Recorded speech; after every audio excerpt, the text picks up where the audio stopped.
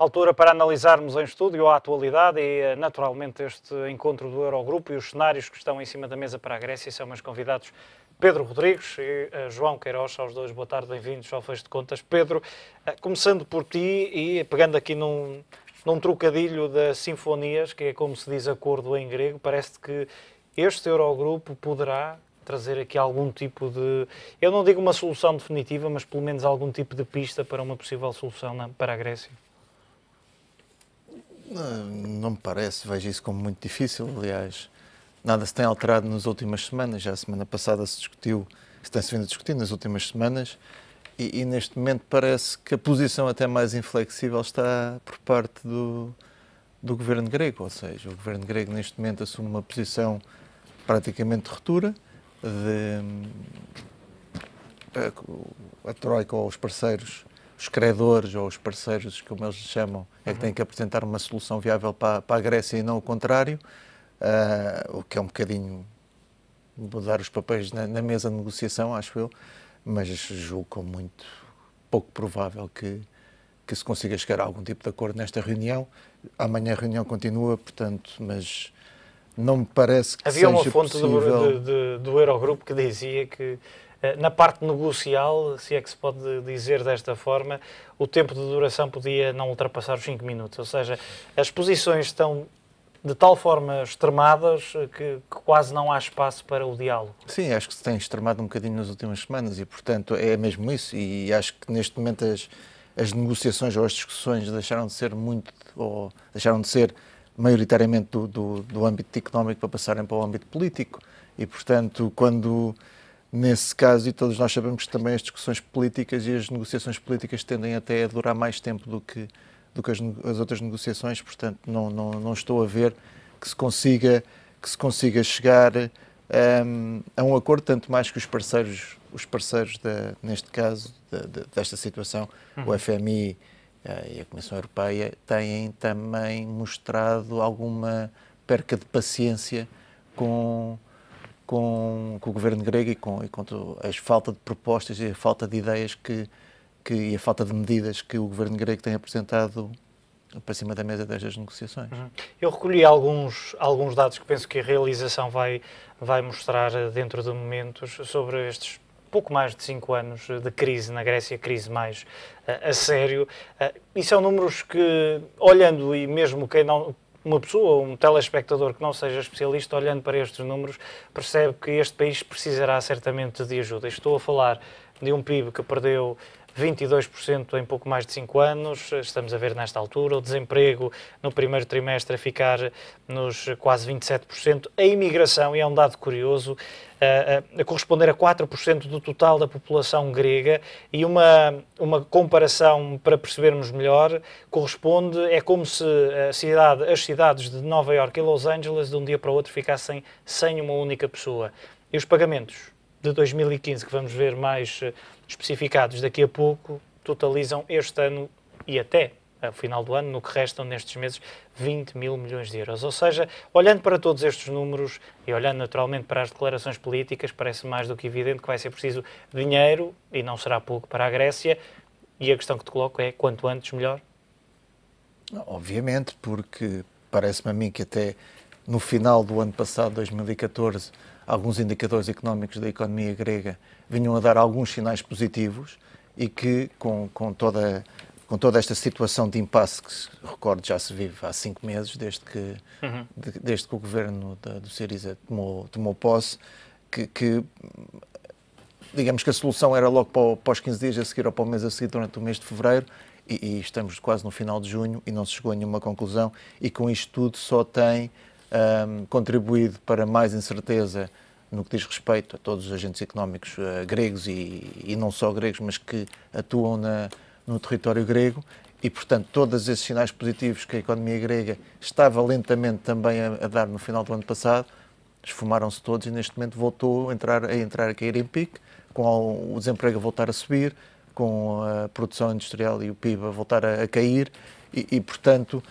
cada tempo que passa, quanto mais tempo decorrer, acho que só vai piorar a situação na Grécia. A economia grega, não fui lá nos últimos tempos, mas acho que está completamente parada.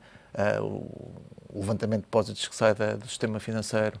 Segundo o Banco Central, desde outubro, 30 mil milhões. Pois, quer dizer, não há... É uma tendência que poderá acentuar-se se este não acordo ou a falta de consenso não, exatamente, portanto, o país está, iminentemente, está à beira do colapso total a todos os níveis. João. E eu vou pegar nessa parte dos levantamentos. Quem pode sentir melhor neste momento, qual é o ponto, ou qual é a melhor expectativa que se pode ter para os cenários, que é, chega-se a um acordo entre credores ou saída do euro. Provavelmente os gregos neste momento, quem melhor está em posição de avaliar, provavelmente podem estar a votar ou podem ter como cenário central a saída pelo euro. E porquê? Se olharmos para aquilo que é a estatística dos levantamentos desta semana, desde em janeiro deste ano, mais ou menos quando o Syriza tomou o poder, final de janeiro, princípios de fevereiro, saíram aproximadamente 10 mil milhões. Esta semana estima-se qualquer coisa entre 1 a 2 mil milhões. Havia um número de 1,8 mil Basicamente, milhões. os gregos que ainda têm dinheiro estão a pô-lo em euros noutros países do euro, para depois, partindo de um hipotético de que o dracma volte tem em termos de valor mais fora do país do que em dracmas. E depois podemos revisitar também essa outra realidade que também é interessante. Há aqui uma questão, João, e para lançar também a tua participação, que é, se é que não seria de esperar nesta altura, e não sei se viste como tal, eu acabei por ver como uma espécie de surpresa, ou quase uma bomba, eu diria, no mercado, aquele alerta de ontem do Banco Central grego, dizendo que poderá sair do euro, não só, poderá sair da União Europeia, e aí parece que entramos assim numa espécie de cenário de grande depressão. Foi também essa a tua análise? Ou talvez não. Provavelmente eles estão mais próximos ainda das estatísticas, também provavelmente conseguem ver melhor quem são os bancos que conseguem fechar as tesourarias, quem é que fecha as tesourarias e de que forma é que o faz. Se recorrendo a linhas de emergência ou enquanto os houver, pelo menos. Cá está. Que podem duram ou podem durar enquanto estiverem por baixo do plano de assistência, que, salvo erro e omissão, é 30 de junho. Após isso, o ELA provavelmente se calhar não pode... Não tem o BCE, provavelmente, o ELA pode existir, mas provavelmente... Lagarde foi explícita hoje e pareceu-me que não haverá, segundo as intenções nas suas palavras. Depois de 30 de junho, acabou-se, não há exceções, é preciso corresponder às expectativas dos participantes do Fundo Posições definitivas entre credores, entre as partes, neste momento, até o momento, não vimos nenhuma. E logo por parte do FMI, já vou dizer porquê. E só pegava para acabar esta ideia. Neste ponto, provavelmente, os gregos estão mais naquela perspectiva de que o que é que estamos a... Qual é o ponto fulcral, se é que se consegue sintetizar? Os credores propõem 2/3, 3/4, 1% de excedente. Para quem tem um estoque de dívida a caminho de 190 face ao PIB, portanto, está a discutir excedentes. Não é o nosso caso, que estamos ali nos 130, 133%, portanto, ainda conseguimos discutir com os credores se podemos ter déficits de 3% ou 2,5%. Portanto, eles já estão naquela parte em que têm que discutir esta componente de quase 1%. E o cenário é a implementação dessas medidas, ou para ter esse excedente, o que é que isso tem que implicar na contração, em cima desses 24,4%, quanto é que tem que contrair mais em termos de PIB, durante uma determinada janela de tempo, e qual é o impacto também de uma saída do euro. Provavelmente muitos gregos, ou quem anda a fazer algumas contas, provavelmente pode achar que, passado o período da saída e do disparo da inflação decorrente de uma saída do euro, as realidades podiam se equivaler, a mais que eles ganhariam política monetária e política, se começassem a imprimir notas e moedas, e política cambial. Nessa perspectiva, provavelmente, se calhar, vemos cada vez mais a ganhar tempo. O que eu estou a dizer não é consensual. Provavelmente precisa de uma outra matemática mais fina para rever aqui alguns valores. E há aqui alguns impactos relevantes da saída da zona euro que é difícil de medir em termos de timing e qual é o grau de severidade e a forma com que vão perdurar na economia.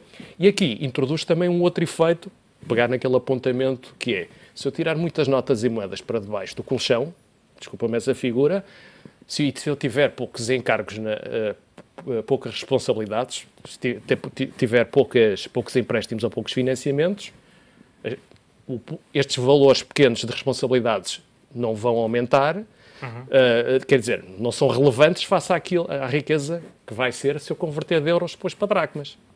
Isto provavelmente, temos que também ponderar aqui a inflação que provavelmente haveria, porque provavelmente haveria um disparo da inflação, com uma grande, porque eles vão ter que repor a massa monetária de outra forma. Ponderando estas realidades, provavelmente os gregos devem estar mais a posicionar para esta realidade de uma possível saída da zona euro. Relativamente à questão do FMI. O FMI, provavelmente, com duas situações.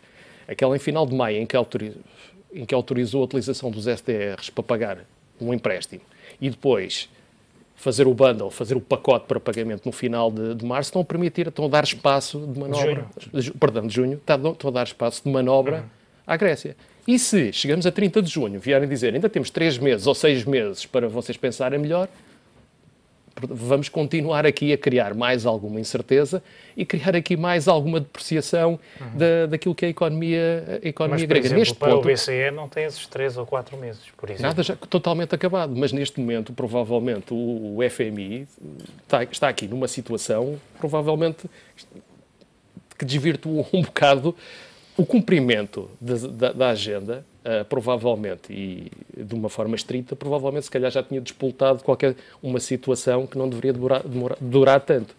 O próprio FMI tem estado a dar aqui algum tempo de manobra. Exatamente. Ou que até hoje, motivar, na história, há 3 países que ou motivar não que se chegue a uma resolução. Sim, pronto. E a realidade não foi muito interessante pós-evento. Terminando, provavelmente o FMI tem estado a colaborar e depois o FMI sair também desta zona de diálogo mais político. Se calhar já estamos naquela parte do cenário em que já só falta dizer: meus senhores, acabou-se o dinheiro no sistema bancário, temos que introduzir aqui, vamos para aquele cenário, as limitações aos levantamentos. Pronto, agora a parte de componente política, portanto já estamos no estádio final. E essa é a minha questão para o Pedro e para ti também, certamente, que é se a solução, a única solução a aparecer vai ser mesmo através ou depois de haver uma limitação à circulação de capitais. Isso é o efeito imediato de um incumprimento por parte da Grécia, porque a partir do momento em que a facilidade de emergência do BCE deixa de poder ser utilizada, o sistema bancário grego entra em colapso total. Se tivermos em conta o nível de incumprimento, que ultrapassa já os 24%, salvo eu. Exatamente, e portanto temos uma situação similar ao que aconteceu no Chipre, mas pior. E portanto o controle de capitais vai ter que ser feito muito, muito drasticamente e, portanto, podemos ter até, se bem se lembram, no princípio dos anos 2000, quando houve o problema na Argentina, que também entrou em default, a primeira medida foi logo congelar contas, principalmente as contas que estavam em dólares, para controlar os capitais e para poder o problema ter tempo a sanear. Ou a questão, se quisermos, é que depois limita-se a circulação e as transações de capitais públicos e privados. Muitas vezes, que acaba por ser uma situação caótica. Vamos lá ver, eu percebo aquilo que o João estava a falar sobre, provavelmente estamos a entrar numa fase em que se calhar o mal menor será mesmo a saída do euro, do ponto de vista grego. Mas as consequências são desconhecidas, quer dizer, a curto e médio prazo se esperasse uma situação muito complicada para a economia. A curto prazo é uma situação gravíssima de instabilidade social, de instabilidade política, de instabilidade completa financeira, o país completamente parado, porque depois o país tem que arrancar com uma nova moeda de uma outra maneira, porque ninguém vai emprestar dinheiro à Grécia. O país fica completamente isolado. Tem-se tentado aproximar da Rússia, mas também do lado russo. Sim, mas hoje já houve um comentário do ministro, eu até escrevi aqui alguns, que diz o ministro das Finanças russo, que diz que a Grécia não está numa posição financeira para pedir um um empréstimo para o governo. Ou seja, quase que não tem garantias para dar em troca. Sim, portanto, basicamente o que ele diz é que os gregos, tudo bem, podem se aproximar politicamente da Rússia. Mas no que diz respeito a dinheiro... No que diz respeito a dinheiro, podem tirar o cavalinho da chuva, como se costuma dizer, porque a Rússia também não está numa posição de esbanjar, de repente, dinheiro, porque a situação da Grécia é complicadíssima e, portanto, a Grécia, por muito que custe a este governo, tem necessariamente, para chegar a um acordo que antevê extremamente difícil, tem necessariamente que ser a parte que se cede mais aos ideais e ao programa de governo que possa ter. E, portanto... E estruturar mais um plano, não é? Sim, eu percebo que o primeiro-ministro grego esteja numa posição em que, provavelmente, já percebeu que politicamente está numa lose-lose situation. Ele vai perder em qualquer dos casos. A questão é que se deixar cair estas bandeiras, perde o governo, ou não? Perde politicamente, perde tudo aquilo que andou a batalhar durante a campanha e durante o programa político dele. Se extrema a posição, quer dizer, provoca um caos no país e, portanto, há de ter um clima social de muita tensão e de uma opinião muito negativa acerca dele. E, portanto, se for para eleições antecipadas, também vai fragilizado. O primeiro-ministro grego teve uns 6 meses. E a pergunta de retórica, mas qual é o papel do primeiro-ministro? É manter-se no poder ou servir quem o elegeu? Pergunta de retórica. Relativamente à questão... se for para servir quem o elegeu, desculpa, terá que seguir uma posição de força porque quem o elegeu... Claro, agora, temos o resto da população contigo, grega... Cá está. Mas até certo ponto, depois tem que dizer, olha, impossível ser da forma como tinha dito, temos que fazer aqui alguns ajustamentos. Vamos outra vez a votos e vocês digam-me o que é que pretendem. Não sei, se calhar, um cenário. Esta questão na Grécia. Relativamente à parte dos credores, só recordar aqui também que muitos exportadores europeus já cortaram as linhas relativamente aos importadores gregos. Portanto, é entrega de produtos contra pagamento. Mesmo com garantias bancárias, fica mais difícil. Cada vez mais tem que ficar uma definição. Não se pode ganhar mais 3 ou 6 meses com ou sem ajuda Não há da tempo FMI. para a Grécia. Aliás, o tempo tem que começar a crescer mais já e exportar. Se esgotou há algum tempo. Exatamente. E tem que... E atravessou o Atlântico, João, olhando para a decisão da Fed, de alguma forma, Janet Yellen a ver-se obrigada também a olhar mais além fronteiras, nomeadamente para o seu parceiro comercial, zona euro. Mas só o mencionou depois de lhe questionarem, depois de perguntarem. Não estava naquela parte do discurso, no centro do discurso. Ficou no último quartil da oratória. Mas é verdade, é interessante ver a desvalorização do dólar enquanto o seu discurso foi processando. Não vou assumir tanto como a apreciação do euro ou da libra face ao dólar. E continuamos a apontar aqui para julho, final do ano, provavelmente, mas toda a retórica vai condicionando, embora não tenha efetivamente, deu só o apontamento da questão da Grécia, que poderia ter mais impacto, mas ficamos só nesse plano. E temos o euro-dólar a subir um pouco mais de 0,5% neste momento. Pronto. Mas provavelmente haverá aqui algum efeito, sobretudo, vocês têm um quadro muito interessante, que tem a ver também com quem perde na Europa em termos, aquela informação que esta semana começaram a veicular, os 170 mil milhões, das 4 principais partes, Alemanha, Itália e França. São economias que têm grande capacidade para absorver... Esse era um dado curioso que eu coloquei aqui também, que é, fala-se no BCE, fala-se no FMI, mas a verdade é que em termos de peso do empréstimo, são países... per si, que sofreriam mais e não necessariamente estas instituições. E depois, qual o círculo, qual o impacto, ou de que forma, que setores é que seriam a refletir mais? Provavelmente o setor bancário financeiro, provavelmente. Mas aí também o safety net, ou a forma de... a rede de segurança, o que está desenhado, depois também passando aqui para o discurso de Draghi no início desta semana, provavelmente também pode já ter determinado aqui que há espaço para se poder manobrar. Temos aí os 60 mil milhões, depois o OMT foi visto, salvo erro, no final da semana passada, pelo Tribunal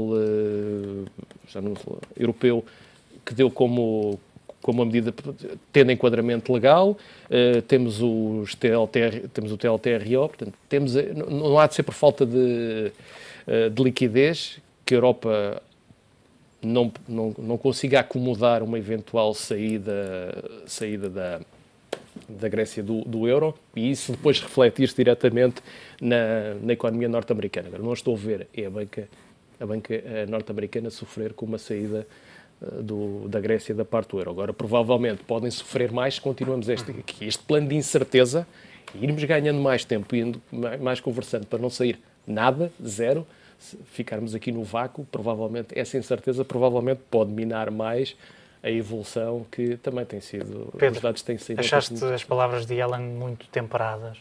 Era essa a expressão utilizada por alguns analistas norte-americanos? Sim. Muito ponderadas. Aliás, o discurso não mudou muito do último discurso da última reunião de Abril. Ou seja, há passagens que são mesmo iguaizinhas ao discurso da reunião anterior. Realmente, o primeiro trimestre, em termos de crescimento económico nos Estados Unidos, pode ter voltado a criar alguma incerteza se o crescimento da economia americana... O dólar forte também não ajuda. Também não ajuda, tem realmente tração ou não.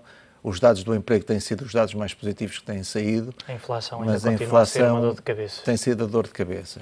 E portanto, a senhora Yellen, mais uma vez não, este reinado da senhora Yellen tem sido um bocadinho completamente diferente do antigo. Antigamente, com o senhor Bernanke, o Fed assumiu uma postura que dizia exatamente tudo o que ia fazer, explicava tudo, e todos os intervenientes no mercado sabiam exatamente o que é que se ia passar nos 3 meses, 6 meses, 1 ano.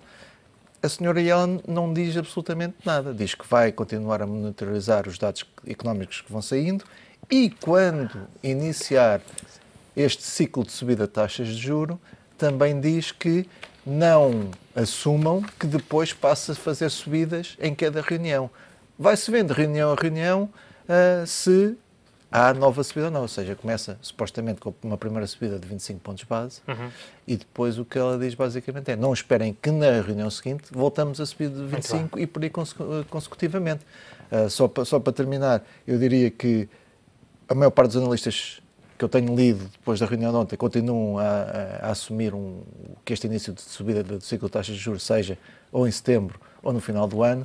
No entanto, não é isso que o mercado está a dizer. Se uma pessoa for ver os futuros dos Fed Funds no mercado, que são os intervenientes que investem, só acreditam que se inicia em março do próximo ano. Muito bem, meus senhores, muito obrigado pela vossa análise neste fecho de contas.